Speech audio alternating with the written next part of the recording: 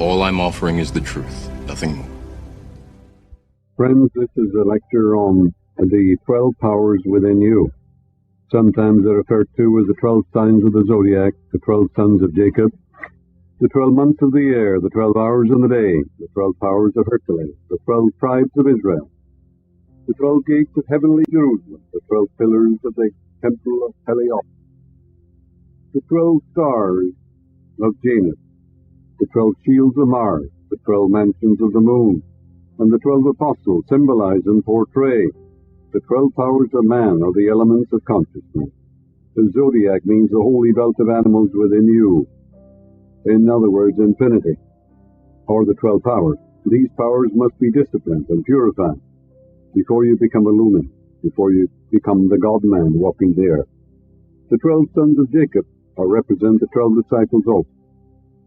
Their names and meanings are referred to in Genesis as Reuben, Simeon, Levi, and so on. In Matthew, they're called Andrew, Peter, James, John. They mean the same thing. It is our mission and purpose in life to discipline these faculties so that a godlike man will appear on earth. Then, like Job, we can say, "Yet in my flesh shall I see God." Job too asked this question, "Where wast thou when I laid the foundation of the earth? Declare if thou hast understanding. Whereupon are the foundations thereof fastened, or who had laid the cornerstone thereof? When the morning stars sang together, and the sons of God shouted for joy." This is not a question asked of God by Job, but it is really a question asked by man of his higher self. We have forgotten who we are, and we are trying to remember. Original sin has nothing to do with the physical sex act. It is man believing in the wisdom of the world and the opinions of men, and using his intellect destructively. Original sin simply means that man has forgotten his divine origin and accepts the opinions of men as the truth. Consequently, he errs, because he does not know that his own I amness is the Lord God Almighty. He dwells therefore in the land of many gods and the belief in many powers. The man who loves truth and practices the presence of God is like a magnetized piece of steel. The man who's asleep to God is like a demagnetized piece of steel. The magnetic current is there, but it is asleep within him. When we dwell in the presence of God, the electronic and atomic structure of our body reforms and vibrates accordingly. Canst thou bring forth Mazareth in a season, or canst thou guide Arcturus with his sun? When you look up the concordance for the word Maastricht, you find it's the 12 powers of the zodiac which is within yourself. If we call our disciples forth and fully discipline them by prayer, by meditation and mystic visioning, we can answer all these questions propounded in that 38th chapter of Job.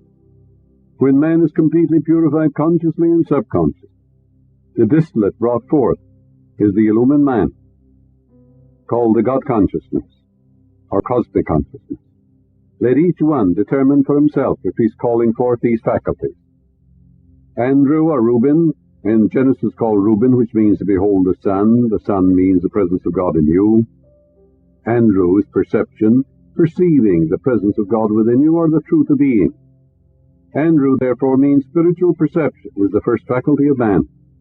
Spiritual seeing means understanding, illumination, comprehension. Just like you understand the answer to an algebraic equation, you say, "I see." This is not three-dimensional seeing, but it is seeing the truth about the outer fact.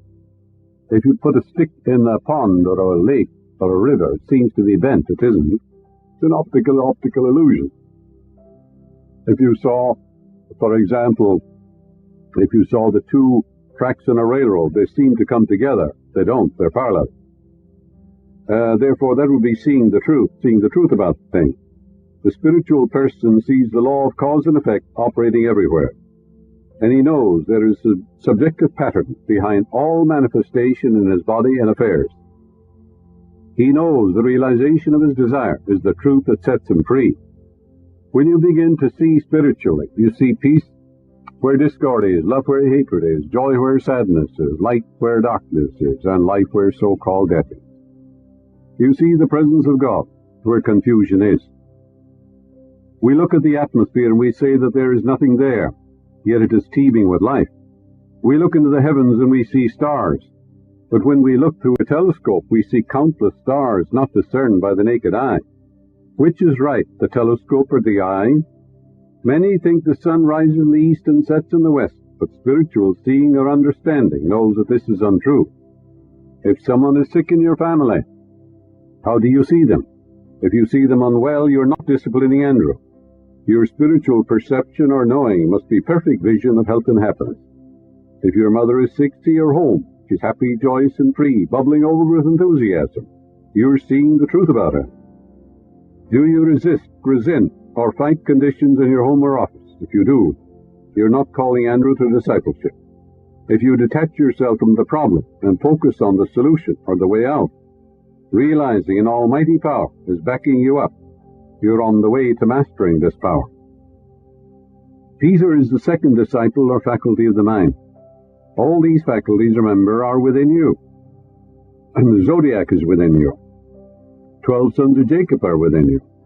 Peter symbolizes the rock of truth and immutable conviction of good. Peter is the faculty of mind that realizes that God indwells him, walks and talks in him. Peter is the type of mind that knows that the I am within you is God and there is no other God. Peter is faithful to the end. That is, you're faithful every step of the way, knowing omnipotence is moving on your behalf, and that none can stay its hand and say unto it, what doest thou?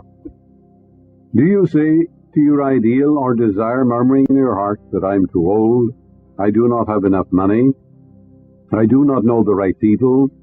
Do you say, for example, that due to conditions, inflation, the present administration, events, or circumstances, it is impossible for me to realize my objective? If this is so, you're not disciplining Peter, but you're actually robbing yourself of the joy of experiencing your ideal. The faculty of faith, called Peter, knows no obstacles and recognizes no master or Lord, except his own I am, for I am the Lord, that is my name. My glory you shall not give to another, neither shall you give my praise. Do you pray for a little while, then give up and say, I tried it, but it does not work? If you do, you must begin now to call Peter to discipleship, and you will realize the cherished desire of your heart. Peter is faith every step of the way, faith in the creative laws of life, faith in the goodness of God in the land of the living, faith in the great truth that you know your own thought is created, what you feel you attract and what you imagine you become. We're not talking about faith in creeds or dogmas of tradition. Peter, you're told, denied his Lord 3 times and said, when the cock crows the 3rd time, you will deny me, meaning that you will deny any man as your master. You will give no allegiance to any church or any man on the face of the earth. But you'll recognize no man as master. You'll recognize God as master. 3, the cock crowing means symbol of dawn, of birth or light. It also is a symbol of victory, symbol of triumph, symbol of conviction. 3 is always conviction. So you're absolutely convinced that I am is the Lord within you, and there is no other Lord. Therefore you'll give no allegiance to any man, or any institution, or any creed or dogma, but your total allegiance will be to Peter, not to Peter, but to the God presence within you, and you'll know no other God. All right. Where is your faith? Is your faith in the infinite intelligence within you, the supreme power? If so, you are calling Peter to discipleship. James is the righteous judge. My judgment, he said, was as a robe and a diadem.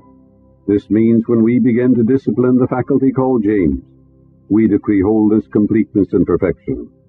Our judgment, meaning your conviction, is as a robe based on the truth, and the diadem, beauty and perfection. We ask ourselves, how is it in God in heaven? All is bliss, harmony, peace, joy, abundance, security, right action. For that's the infinite spirit within you, where all is bliss. Then your verdict is based upon harmony, health, and peace. The judgment, with what judgment ye judge, ye shall be judged. The decision or the conclusion you come to about any person, whatever that thought is in your mind, you're creating it in your own mind, in your own body and circumstance. That's why you don't judge. For with what judgment you judge, you are judged. In other words, you create these in your own mind because you're thinking it and feeling it. Do you now condemn, criticize, or dwell on the shortcomings of others? If this is true, you're not calling James to discipleship, but you're actually building these negative qualities within yourself. We fulfill that which we condemn. We become what we condemn. Look around and you will see ample evidence of this. Are you incapable of hearing unpleasant things about another? Do you hear and realize only the good for the other? The student of truth, disciplining James, never gossips, criticizes, condemns, or vilifies, or finds fault with people. If he hears gossip and it is true, the student rejects it mentally and never breathes a word of it. The Bible says to imagine evil against the other is to lie. Begin to call this faculty to discipleship. So James is the righteous judge, you see. Right thinking, right feeling, based upon universal laws and principles, based upon the eternal truth. When there is no opinion, there is no suffering. Where there is no judgment, there is no pain. If the cucumber is bitter, do not eat it. If there are briars or brambles on the road, avoid them. Your judgment is your own conclusion in your mind, and the measure you meet shall be measured unto you again. Whatever you send out comes back to you. If you send out resentment, antagonism, hostility, you're thinking it and feeling it, and you're building poison pockets in your own subconscious mind, and you're creating havoc in your own life. Therefore, you are selfish, really, when you bless the other and see the presence of God in the other and call it forth, because you're blessing yourself. John is the embodiment of love. Love frees, love gives, is the Spirit of God. Love has neither height nor depth, neither length nor breadth. It neither comes nor goes, and it fills all space, and the ancients called it love. They said also that the world was framed on the shoulders of love. When you love a woman, for example, you don't do anything unloving. And love is kind, it vaunteth not itself, it's not puffed up. Love is not possessiveness. Love is not jealousy. Love is not resentment. Love is trust. When you looked into your mother's eyes, you saw love there. You trusted her. Do you trust your wife and your husband? Are you seeing the God in them? If you love your wife, you'll love to see her as she ought to be, happy, joyous, and free. If you love your husband, you'll love to see him successful, happy, joyous, illumined, inspired. You'll love to see all the qualities of God resurrected within him. You'll pray for him. And likewise, you'll pray for your wife. You identify with God in the other, and you exalt the God presence in the other. That's loving the other.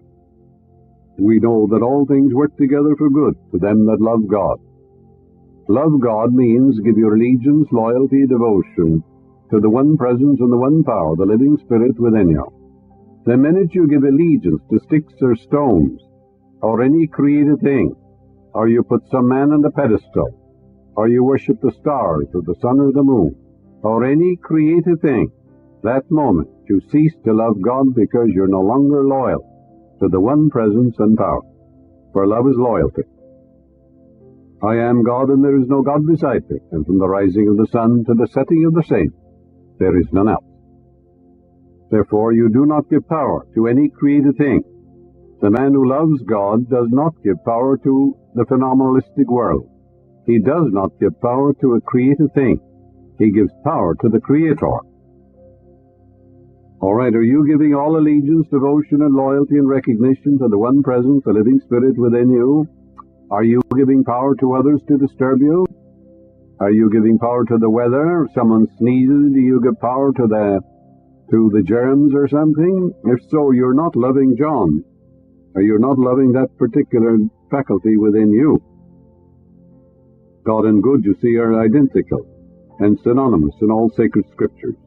When we fall in love with these qualities and attributes, such as honesty, integrity, success, peace, forbearance, and justice, when we love truth for truth's sake, we are loving God our good, for these words are synonymous. Are you afraid of the future? Are you worried about your family, friends, or business? In short, are you unhappy? If you are, you can rest assured you're not loving God or the good. When you busy your mind with the principles of harmony, right action, beauty, love, peace, goodwill, then these ideas will sink in to your subconscious mind, and the subconscious will bring these qualities forth on the screen of space. For whatever is impressed in your subconscious mind comes forth as form, function, experience, and event. If you are fearful, worried, and afraid there is not enough to go around, you're emotionally attached to limitation. That which I fear most has come upon me.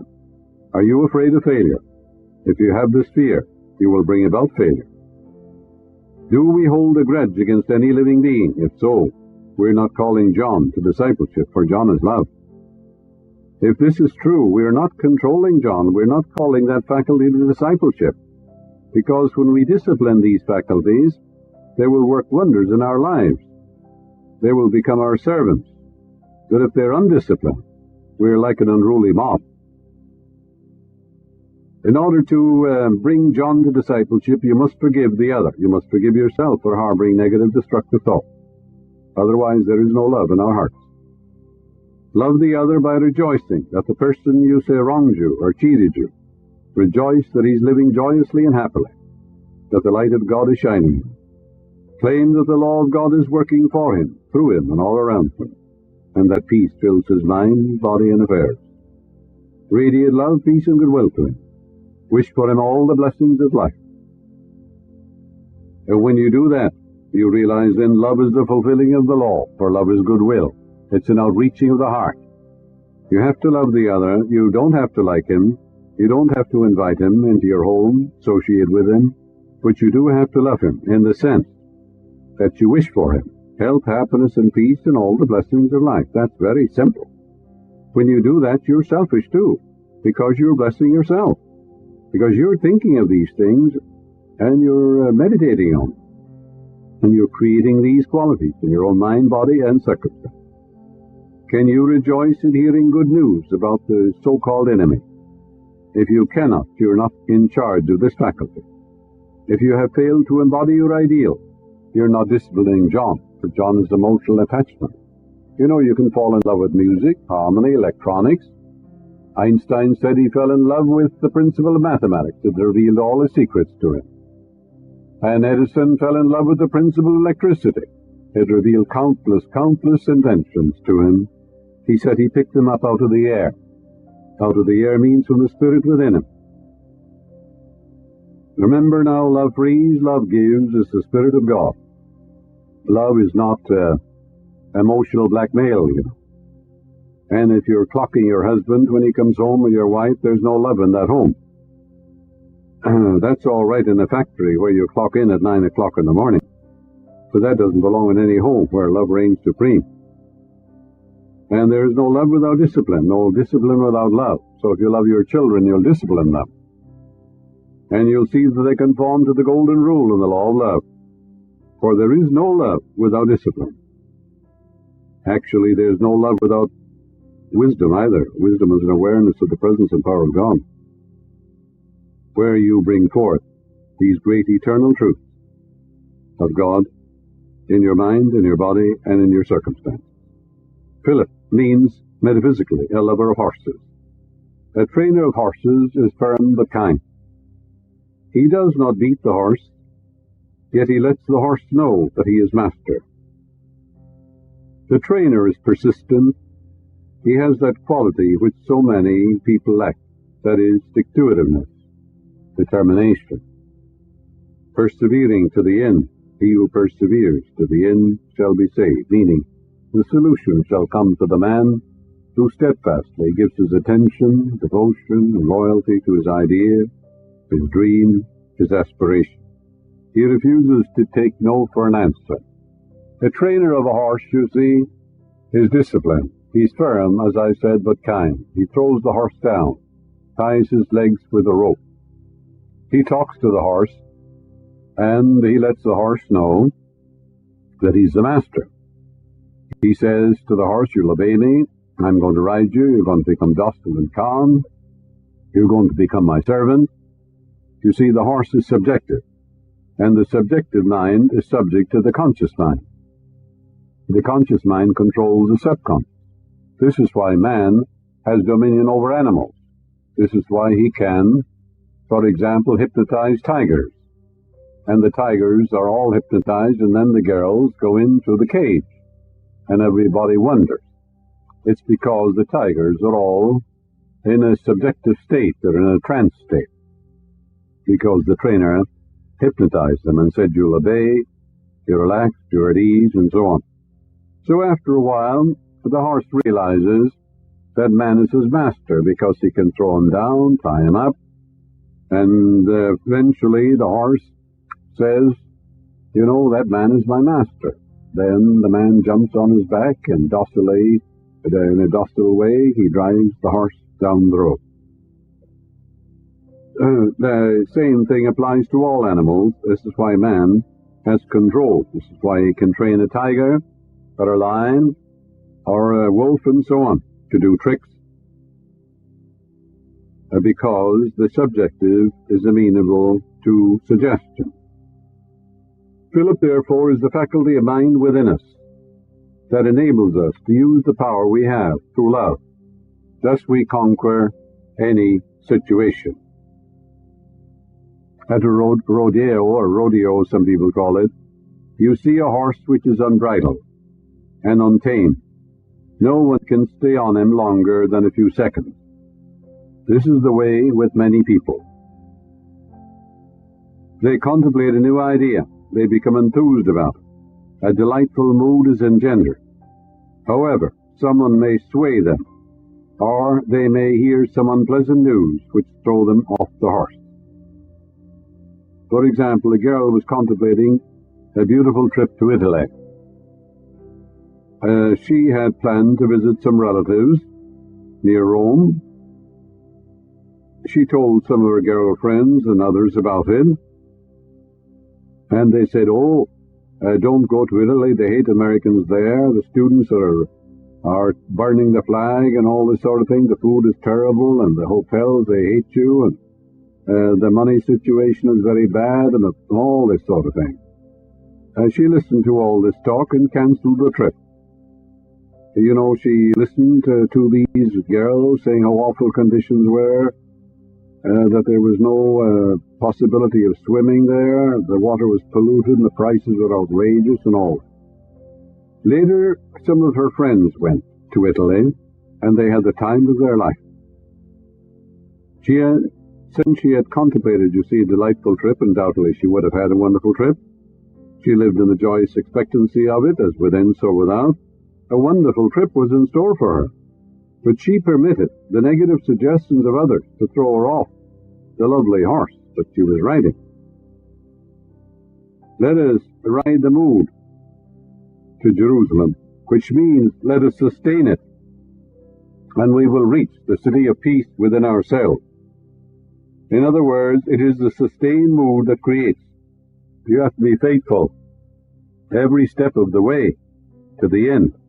For example, a trainer of horses, he's an expert, he's teaching others how to drive the horse, how to ride the horse too. And suddenly he's thrown by a particular horse. What does he do? He doesn't say, why did this happen to me? What's wrong with me? I must be losing my grip. Not at all. He jumps on the back of the horse as fast as he can, taps it gently, and off he goes. You know, he knows very well that if he began to analyze himself, say, what's wrong with me? I'm losing my grip. I must be getting nervous or old or something. Why did this happen to me? He'd become very, very nervous, irritable, and upset, and the horse would pick it up. He'd lose his cool, so to speak. He'd lose his balance, equilibrium, and serenity. You see, he's too smart for that. He doesn't spend one moment in regret, but right back on the horse. Is that what you do? If so, you are disciplining Philip. Can you be swayed or made to change your mind? Can negative suggestions, ridicule, and criticisms of others throw you off the horse? If this is true, you're not disciplining Philip. Does the death of one of your dear ones cause you to feel despondent and gloomy? Or do you rejoice in their new birthday? If you feel dejected and gloomy, you're not calling Philip to discipleship. But if you rejoice in their birthday, you are.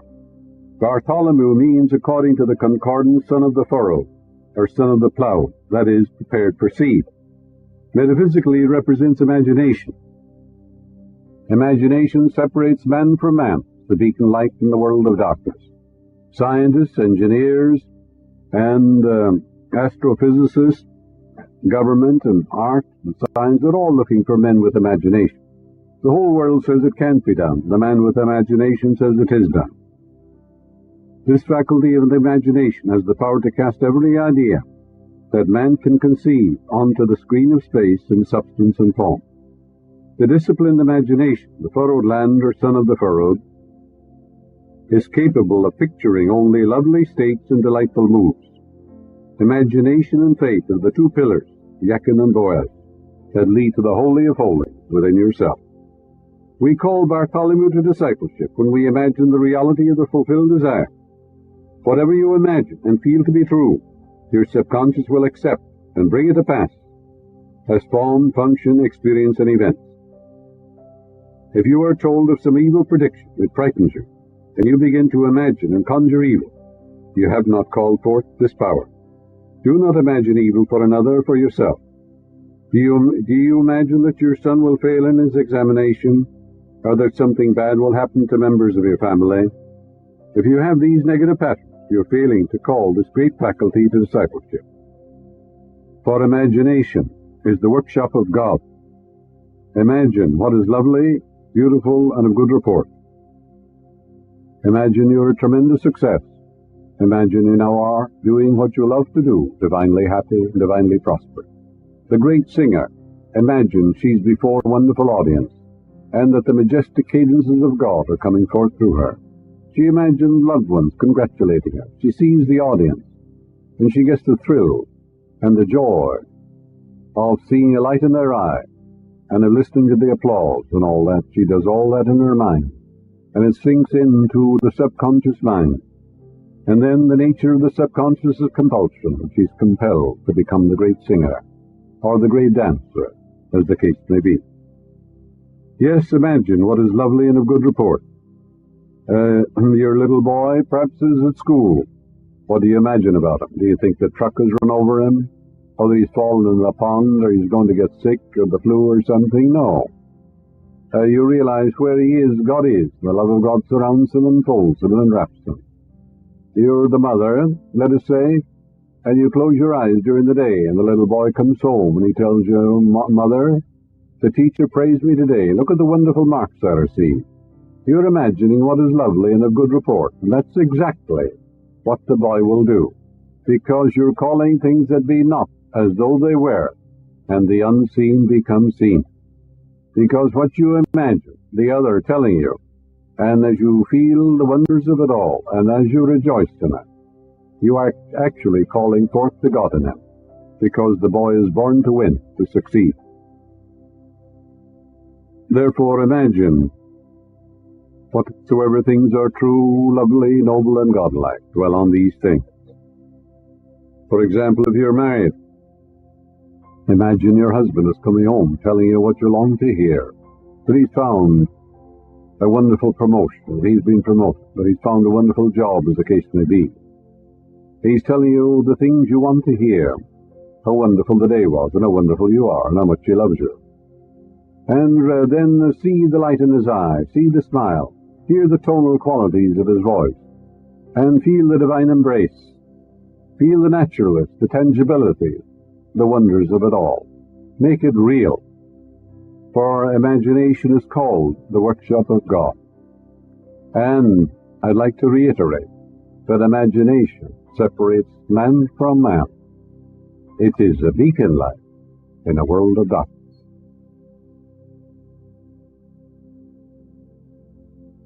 Thomas means jointed or conjoined.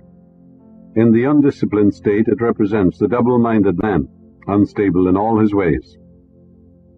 Let not such a man ask anything of the Lord, for he is the double-minded man. He is like the surge of the sea, tossed to and fro, a double-minded man unstable in all his ways. Thomas represents the understanding faculty of man. Get wisdom, with all thy getting, get understanding. Wisdom is the awareness of the presence and power of God within you. Understanding is the application of this knowledge to solve our daily problems and grow spiritually. Our reason and intellectual perception of the truth becomes anointed by the Spirit of God, and we go from glory to glory. The man who disciplines this faculty called Thomas, which is within you, knows that his own consciousness or awareness or spirit within him, self-originating spirit, is the God of his world and the seat of causation. In the Bible, Thomas touches the body, put your hands into my side. Who touched me? I feel virtue has gone out of me. So that means mentally and spiritually you touch this God presence within you, immediately the answer comes. Therefore, Thomas, that faculty within you, when it is disciplined, rejects all rumors, lies, and suggestions that are unlike God or the truth. He will contradict, reject, and refuse to accept any rumors or suggestions that oppose that which he knows to be true. For example, if there's an epidemic of the flu, or whatever it might be, he's unmoved, undisturbed. He realizes that there's only one presence and one power and one cause and one substance. So his prayer is, I am all health, God is my health. He builds up an immunity, or spiritual antibodies, and counter-convictions against everything that man believes, against all the opinions of the world. And he has just the one Lord and the one power and the one cause and the one substance. You send your children to some remote spot to escape the so-called flu or Asian flu or something else. If this is true about you, you're full of fear. Your faith is not in God or good, and you do not believe in the omnipresence of God. If you're calling Thomas to discipleship, you realize that you're always in your true place, that you're in the secret place of the Most High, that you abide in the shadow of the Almighty, that you'll say of the Lord, He's your refuge, your fortress, my God, in Him will you trust. You know that God is where you stand, that He walks and talks in you. You are the very garment which God wears as He moves through the illusion of time and space.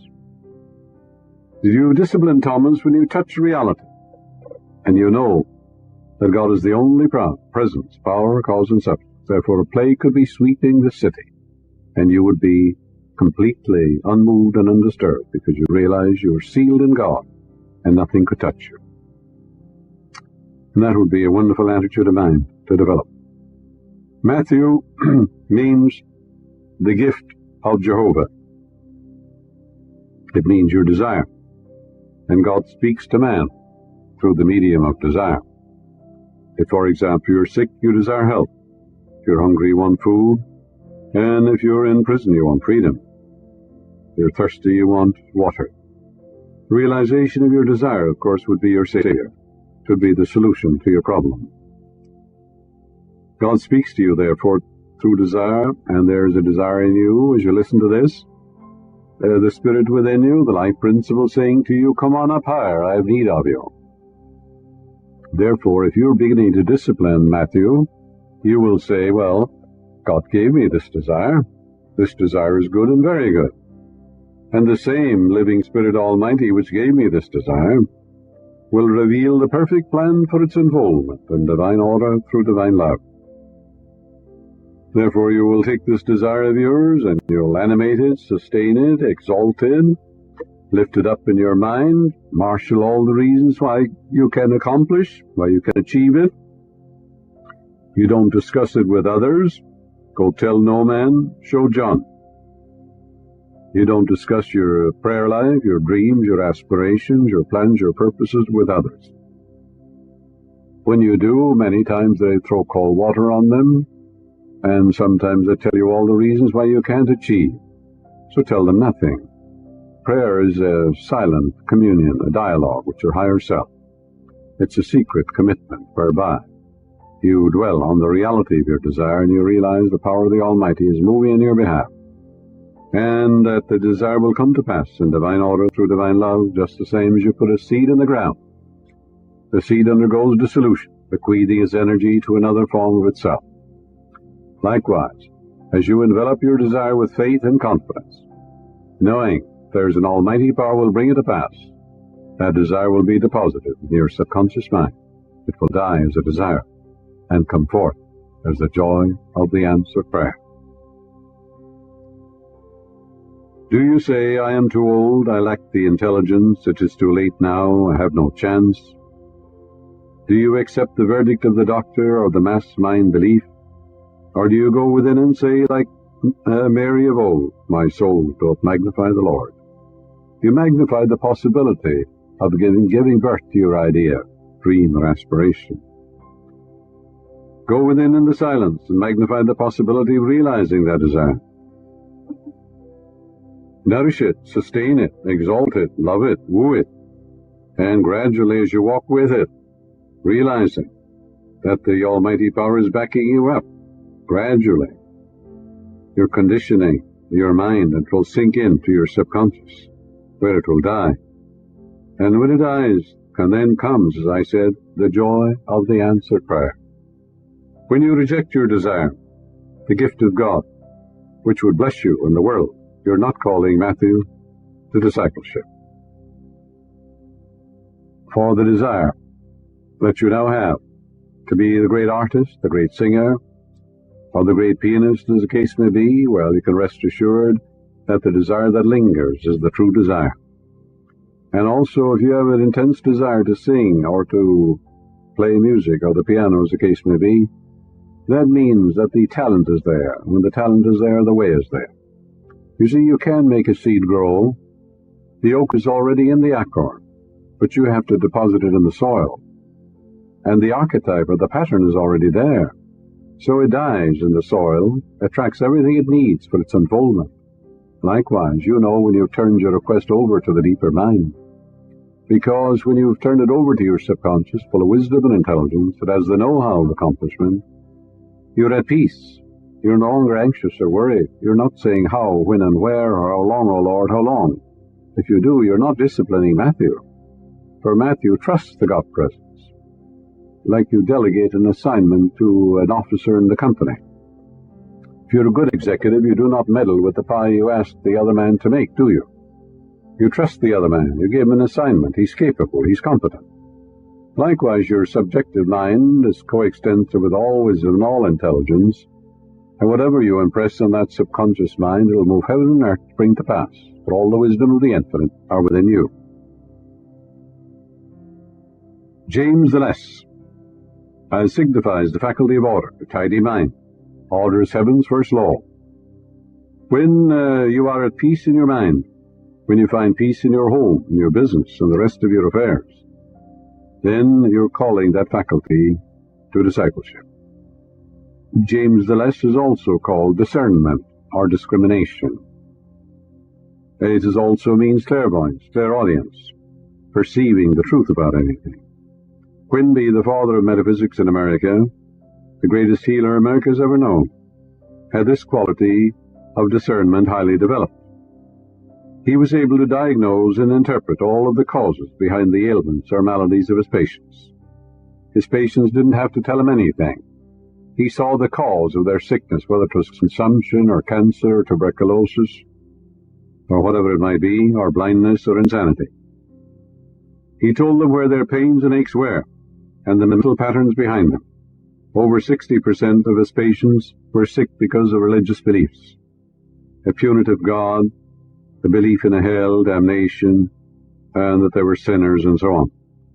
We go to a doctor and we tell him all of our symptoms, their location, and so forth, but Quinby did the reverse.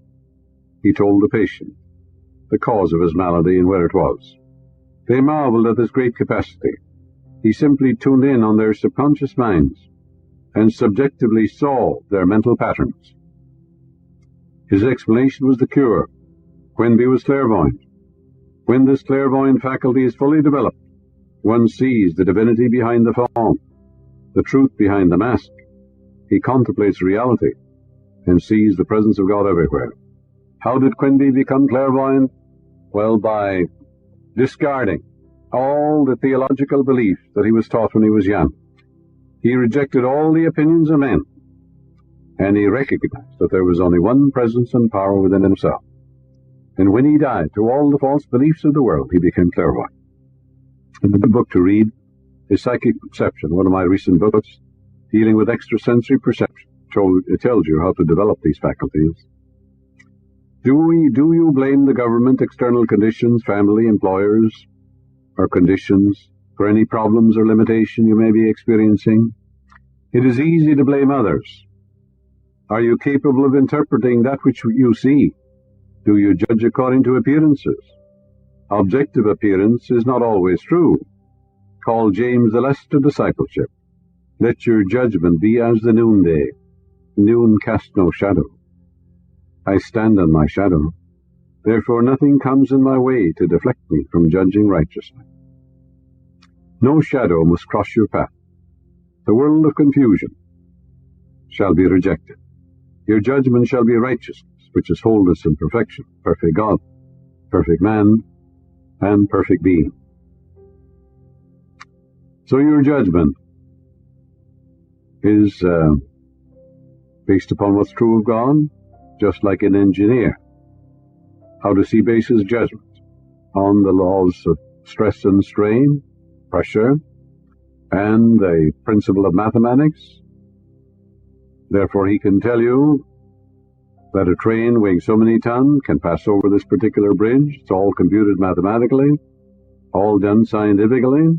He's judging righteously according to universal principles and laws. Nothing will give you peace but the triumph of principles, and your mind is a principle. If you think good, good follows. If you think evil, evil follows. And therefore, if you want to develop the faculties of sight within you and hearing too, great numbers of people are clairaudience, some are clairvoyant, do it this way.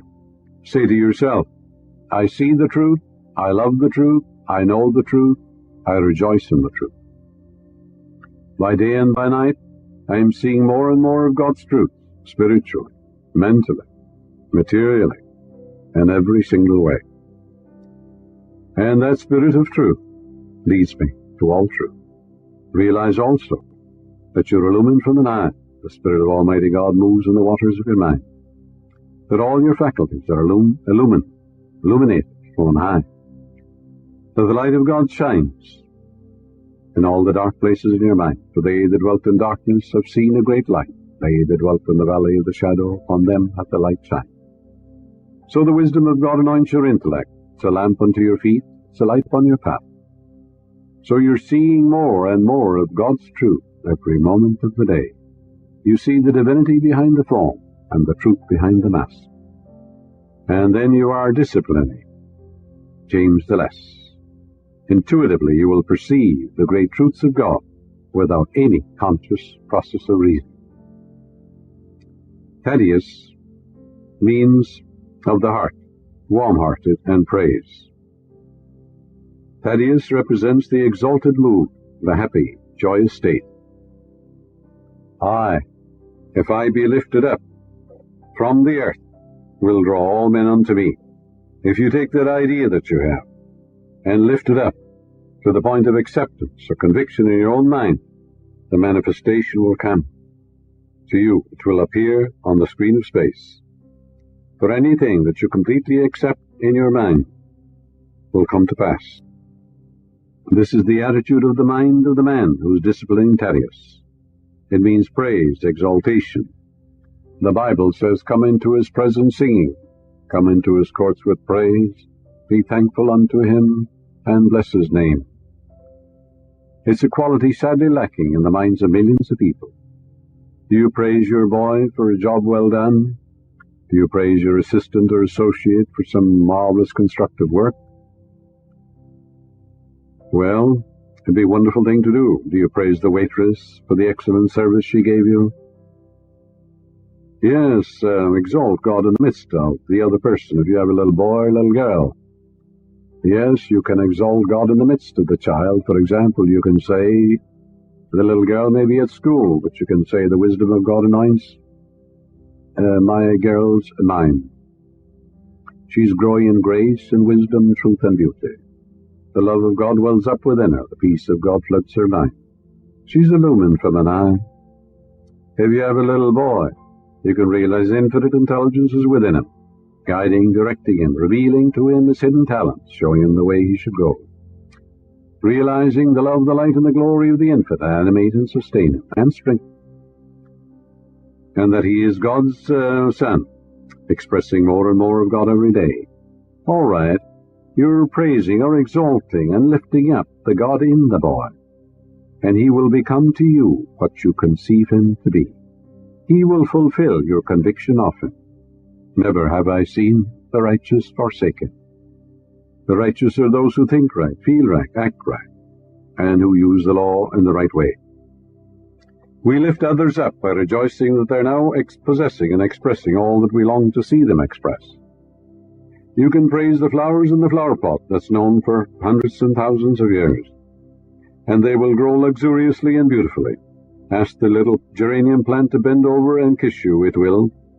It will grow towards you so that you may kiss it, just as a dog will jump on you, on your lap as you indicate you will pet and fondle him. Do we lift others up in consciousness and see them as they ought to be? Do you see men as beggars? If that is true, we have clothed them in rags. But the so-called beggar is a king walking the king's highway. Clothe him with the garment of salvation. Clothe him with the garment of righteousness. Realize the riches of God are flowing through him, but he's illumined from on high. And if you have a good conviction, the beggar will be transformed. He will not be at the street corner tomorrow. This is an example of calling Thaddeus to discipleship. The ancients said that Thaddeus went forth the earth, his neck and head bathed with oil. Oil means illumination, inspiration, means the light of God. And it said that all those who touched him were made whole, that he went forth with the praise of God forever on his lips. Praise radiates and gives glory and beauty to the inner powers of man. Let us emulate Thaddeus and walk the earth with the praise of God forever on your lips. Then you're really calling Thaddeus to discipleship. It's likewise if you give thanks for the blessings you have now. Count your blessings, the wonderful home, the blessings of your husband, your wife, your children, your lovely home, your health, your eyesight. Some people can't see, some can't hear, you know. And you give thanks for all the wonderful blessings you have now, and exalt God in the midst of you, mighty to heal. Then you see your subconscious will magnify your good exceedingly, and wonders will happen in your life. Father, he said, I thank thee that thou hast heard me, and I know that thou healest me always. And the ancient poet said, oh, God, give me one more thing, a grateful heart. So praise and gratitude are wonderful qualities. Another disciple is Simon of Canaan. Simon means hearing, hearkening. It means one who listens and obeys the voice of the one who forever is. Shemong is to hear. Canaan is the promised land. Well, the promised land is the realization of your heart's desires, the fruition of your ideas. When a scientist has an invention and comes forth and is objectified and made manifest, he has reached the promised land, hasn't he? When we discipline this faculty, we look for and expect spiritual guidance and illumination direct from the fountainhead of God. We become still and listen for the still, small voice, the vibration or tone within us that wells up and says, this is the way, walk ye in. So Simon is the man, also with the pitcher of water. And you're told to follow the man with the pitcher of water. And he will lead you to an upper room where everything is prepared. Now, what is this upper room? This upper room, of course, is the presence of God in you, the living Spirit Almighty. It was never born, it will never die. Water wets it not, fire burns it not, wind blows it not away. Love was never born and never died. It never grows old. Grace never grows old. Joy never grows old. And beauty never grows old. Laughter never grows old. These are eternal qualities. Harmony always was, now is, and ever shall be. And these are qualities, attributes, and potencies of God. So the kingdom of heaven is at hand, and the works are finished from the foundation of time. And all things be ready if the mind be so. For the works are finished, you're dealing with the finished kingdom. No matter what you seek already is, because before you call I will answer. Therefore, no matter what the question is, The solution already is there. The answer is there, whether it's to the scientist or the man lost in the woods, or it's the doctor seeking a solution. The answer is already there. That's why, therefore, it is an insult to the divinity within you to beg or beseech or supplicate. That's why you go boldly to the throne of grace. You claim your good, which was given to you from the foundation of time. So you go into that upper room and you realize harmony is. You don't say, it takes a long time to get a healing. You're saying God takes a long time to heal. You don't say, someday I'll be happy, or someday I'll have peace. The God of peace is within you. Tune in on the God of peace and let the river of peace flow through you now. You don't say, someday I'll have love. Well, the God of love is within you. Open your mind and heart and let God's love flow through you. And the answer is now. For God, your good, is the eternal now. Simon of Canaan may be summed up as receptivity to the inner voice of wisdom, truth, and beauty. This leads us to the land of Canaan, the promised land, the realization of harmony, health, and peace. We hear only the good news about ourselves and others. We expect the best, and invariably the best will come to you because you expect it. The man who disciplines this faculty of mind lives in a state of joyous expectancy. Invariably, ineluctably, the best comes to him.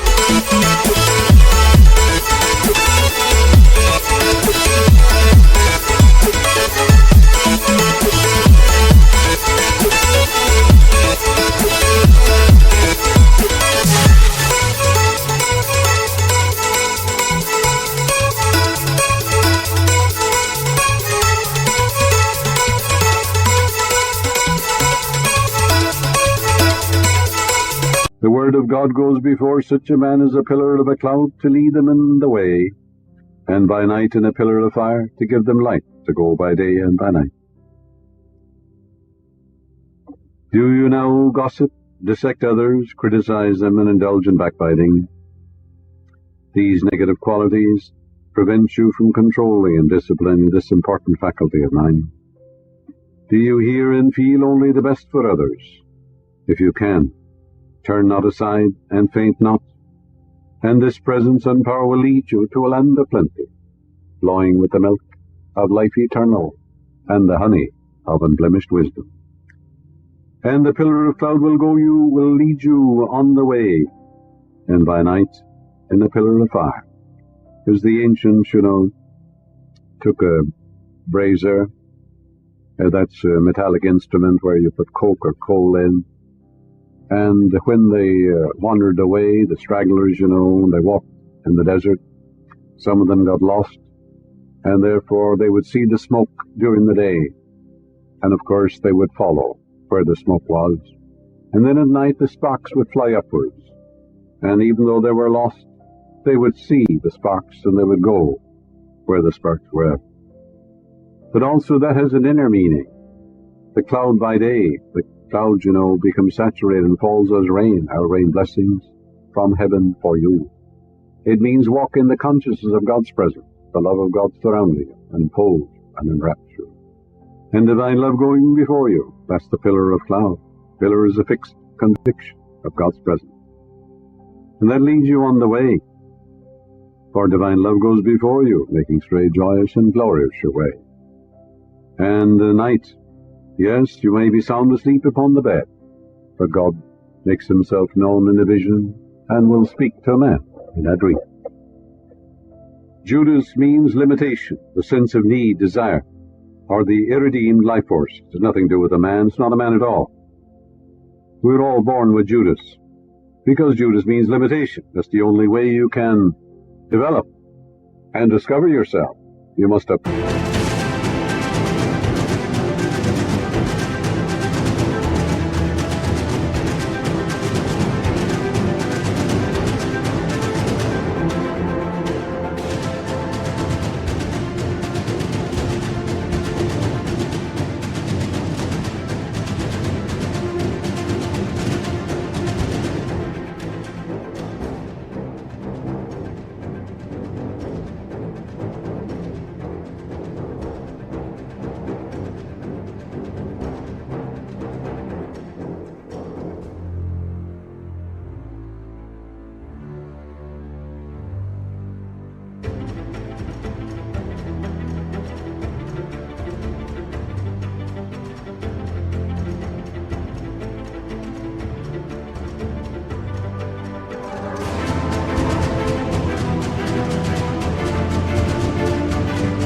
problems, challenges, difficulties, otherwise you'll never discover your divinity. You're not born fully awed. God becomes man by his belief in being man. God limits himself by his belief in being man. Therefore you are God walking the earth. We're all born with Judas, meaning limitation. You have a body, you're limited, you're born into all that this mass mind represents. We're born into the world where we're conscious of boundaries, time, distance, and other limitations. You're aware of opposites, you're a sentient being, you have sensation, and there's night and day, ebb and flow, in and out, sweet and sour, there's comparisons, and so on. Thou hast been in Eden, the garden of God, and every precious stone was thy covering. We were all in a desireless state at one time. We were in the living Spirit Almighty. Now we're born into the three-dimensional world. We have desires. Our failure to realize our desire, cherished hopes and ideals, the cause of our frustration. Lack of understanding has caused men to lust, hate, and be greedy for other people's property, territory, possession, land. So it is said Judas carried the bag of money, sense of need or limitation. When we discipline this faculty, it is one of the greatest of all the disciples, for it reveals the God self or the truth that sets us free. We are told Judas betrayed Jesus. This, of course, is a parable and allegory. Betray in the Bible means to reveal. So I must know your secret. And the secret is the presence of God in you. For betray means to reveal. Now every problem reveals its own solution in the form of a desire. A boy of 8 years of age can see this. Judas is necessary for the drama. I have chosen 12 and one of you is the devil, meaning limitation. All right, you can't get rid of it because it's necessary for your unfoldment. But it's through our problems we discover the God presence within, which is our Savior. The joy is in overcoming the problems. When we accept our desire, then the realization of our desire is our Jesus, or the solution to our problem. Well, all that's symbolic. Judas dies or commits suicide, and the Savior or answered prayer is revealed or made manifest. We discipline Judas when we surrender ourselves to the influx of divine love and consecrate ourselves to the purity of purpose. When we realize our oneness with all mankind, when we die to all the false beliefs of the world, when we give up all this brainwashing and the false beliefs which were inculcated into our cranium, divine love overcomes all problems and transforms the sense man into the pure original state. Have we any religious, political prejudices now, or personal saviors or things of that nature? Do you look down on others and say it's unfortunate that they're not Christians or something? If so, you're not disciplining this faculty. For God is no respecter of persons and knows nothing about Jews or Christians. In him there's no Jew, no Greek, no Hindu or anything else. Only the ever-flowing reality, flowing on forever. Do you like to retain your prejudice? If this is true, you're not disciplining Judas, because Judas means attachment, which is the divine indifference. Indifference is the tie that severs. You detach yourself from all these beliefs, and you realize there's only one God, the Father of all. We're all God's children. Love is that which binds us to our good, which means that we take our attention away from that which we do not want and focus on the good that we do. When we die to all false beliefs, we're back again in the garden of God. Thou hast been in Eden, the garden of God. When a man who's poverty-stricken dies to that false belief and he becomes a multimillionaire employing thousands, he has, Judas, committed suicide. He died to his false beliefs about God, and he resurrected a God of opulence. So in him there is neither Jew nor Greek, nor bond nor free, neither male nor female. So as the sun moves through the zodiac in its cycle, in like manner, symbolically speaking, must the Spirit of God move through our 12 faculties, inspiring and breathing into them the light of the life of the one presence and the one power. As we discipline these faculties, we consciously become God's radiation, dissolving barriers between men. Realize, therefore, that you're here to glorify God and enjoy Him forever. I have glorified thee on earth. I have finished the work which thou gavest me to do. Glorify thou me with thine own self, with the glory which I had with thee, right now.